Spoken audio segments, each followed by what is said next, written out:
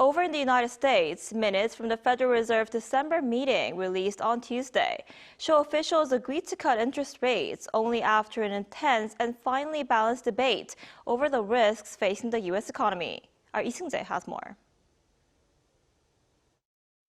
The U.S. Federal Reserve has released minutes from its December policy meeting on Tuesday, showing officials were more divided on interest rates than the final vote suggested. At the meeting, which took place on December 9th and 10th, the Federal Open Market Committee approved a quarter-point rate cut by a 9-3 vote, which marked the most dissenters since 2019. The move lowered the benchmark federal funds rate to a range of 3.5 to 3.75%.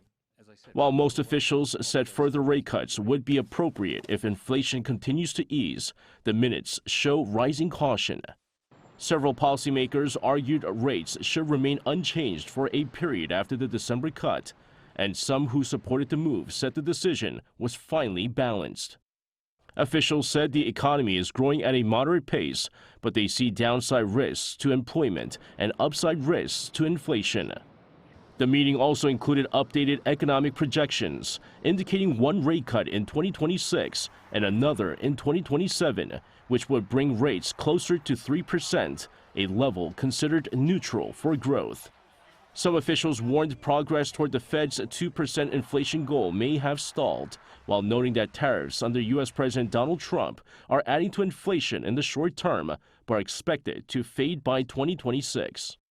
According to recent data, hiring remains slow without a surge in layoffs. Inflation is easing, but still above target, and economic growth remains strong. However, policymakers cautioned that recent figures may be distorted by data delays linked to the government shutdown.